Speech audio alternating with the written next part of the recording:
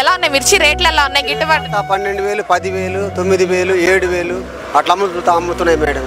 గిట్టుబాటు ధరలు ఏమన్నా వస్తున్నాయి? అసలు కూలీలు కూడా రావడం లేదు మేడం. 5,000 కూడా తాళమిరపకాయలు 4,000, 3,000 కూడా అమ్ముతున్నాయి.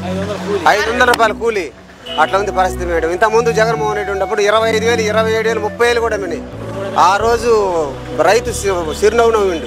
ఈ రోజు అంతా ఏడ్చుకుంటూ ఇంటికి పోతుంది. మా పరిస్థితి ఏం చేయడానికి కూడా మాకు అర్థం కాలేదు. మరి మంత్రి గారు కూడా నిన్న మీటింగ్ లో చెప్పారు కదా, మీకు గిట్టుబాటు ధరలు ఇస్తాను అని చెప్పని అంటున్నారు కదా, మాట్లాడుతున్నాను అంటున్నారు. మరి అవి వస్తాయి అనుకుంటున్నారా?